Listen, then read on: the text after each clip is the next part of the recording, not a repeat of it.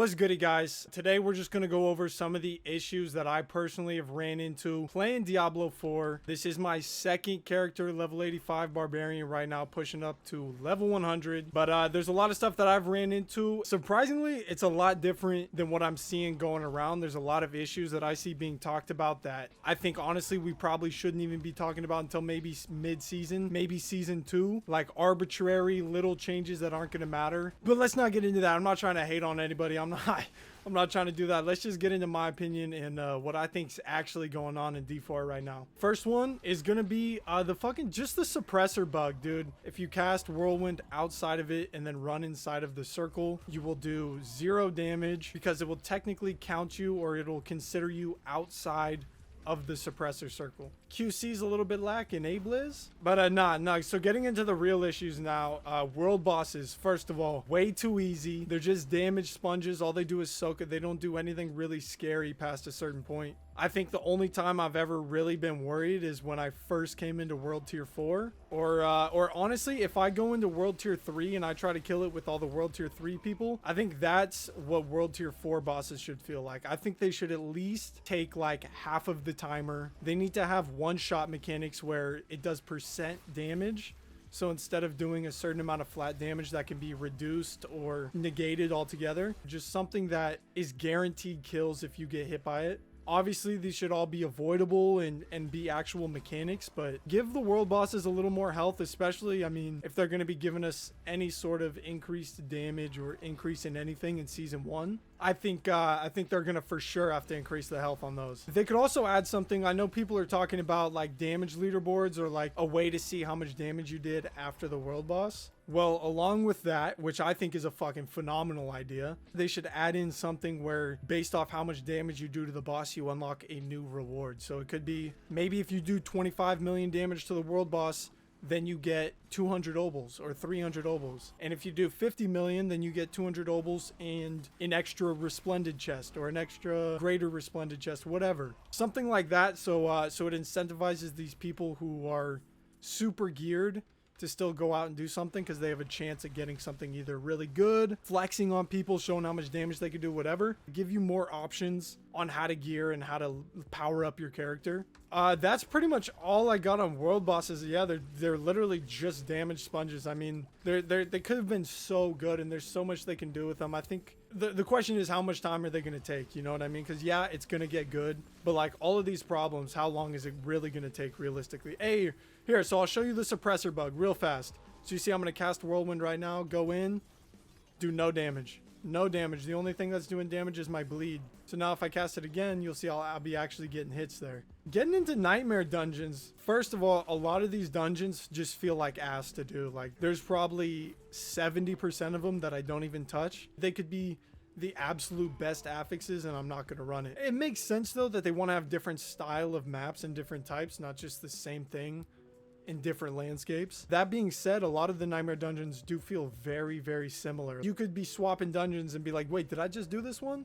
Nah, you haven't done that one in a week and a half, but it looks the same as half the other ones. So while we're talking about the nightmare dungeons, duping the nightmare sigils, especially the ones that have fucking magic find or the best affixes that people want, it's getting ridiculous, and it's getting to the point where it's like people are doing it so freely, so easily, advertising, selling it to the point where it's getting absurd. And it's like, this should have been fixed weeks ago. They should have been hot fixed the day that they heard about it. I mean, maybe there's some game breaking thing, like, and it's the way instances work and they can't fundamentally change it, so they're trying to figure something out. I don't know. That could be the case. It is ridiculous to see that it's been this long still running the same key for hours and hours and hours a day with minimal issues. You can use that same nightmare sigil all day infinitely. So they just get the ones with magic find and then never have to do a dungeon that's not magic find, which I personally think is absolutely ridiculous. If Blizzard came out tomorrow and said, hey, we saw these accounts used duplicating for X amount of hours and made profit of gold off it, whatever, blah, blah, blah, so we decided to ban them. Sorry about it, baby. Sorry about it, baby. I mean, get fucked. I do genuinely think that needs to be fixed. Hopefully, I don't know if I haven't seen them say anything about it, but hopefully very, very soon. Monster density inside the nightmare dungeons, trash. I have heard them talk about this, so I'm not going to stay on it for too long, but I am going to bring it up because some of these dungeons are insanely like It's like a ghost town. You go in and you're like, wait, did I clear this section? No, you didn't. The dungeon's just dead.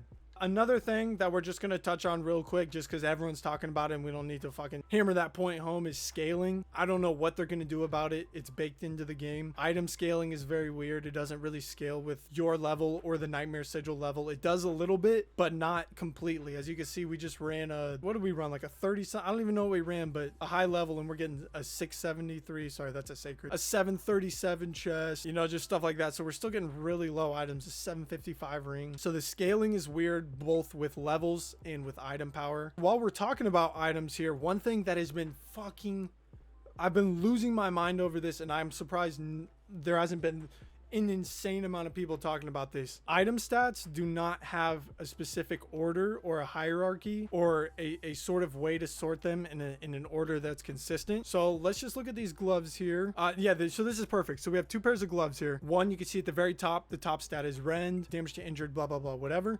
Over here, you see willpower, upheaval, and then rend is the 3rd stat. So this should be, okay, rend on top, whatever. If that's where they want rend, put it on top. So then I would go to this one and rend would be on top as well. So I could then compare way easier versus having to look through all 4 of the stats and then all 4 of these stats, or equipping it and then comparing them like this.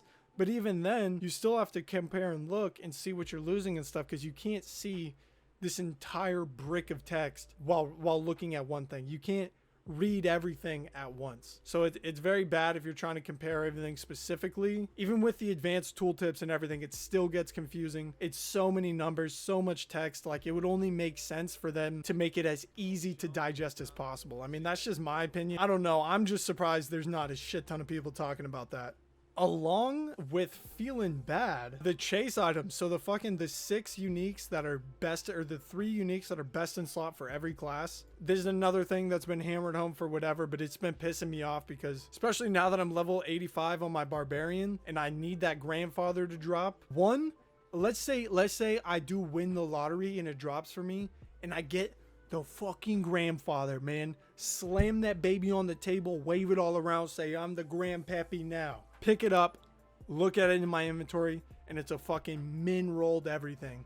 Absolute minimum roll. And the range on those items is ridiculous. I think they should for sure reduce the range, especially at the drop chance it is. Even if they doubled, tripled, quadrupled the drop chance, I still think they need to reduce the range and make it reasonable to where it doesn't feel bad if you get a 30% and someone else has a fucking 60%. Like, that's insane. Maybe like 40 to 60, 50 to 60, still have a range where it's like, yeah, it could still be different, but dude, it's ridiculous. I would scream if I got a min rolled grandfather. I mean, not that I'm ever going to get one, because I don't know if I have the time to play for 316 million hours in my lifetime. I'm not sure if I have enough time to do that, but if I find the time and I'm able to do that and I get a min roll, then we're gonna lose our shit.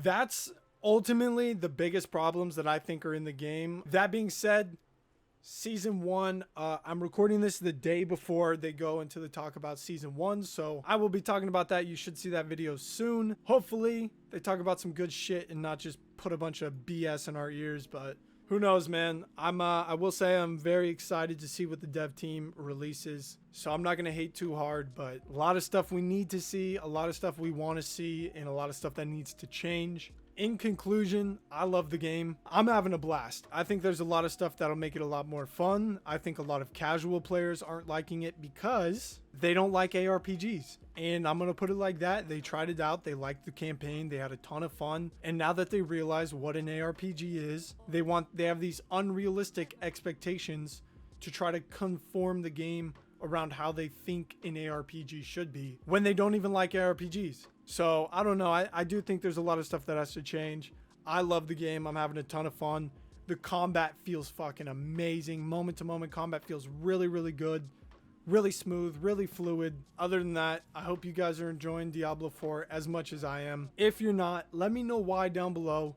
Don't give me no soy boy bullshit. Give me your honest opinion. I don't want you to regurgitate what someone else said. Just fucking let me know what you're feeling. Drop it in the comments. If you disliked what I said, blame Blizzard. If you liked what I said, drop a like on the video, man. Hey, nice to have you here. Maybe subscribe. that's all I got for today. Much love, guys. I will see y'all out in hell, and we're going to be killing Lilith soon. All right, later.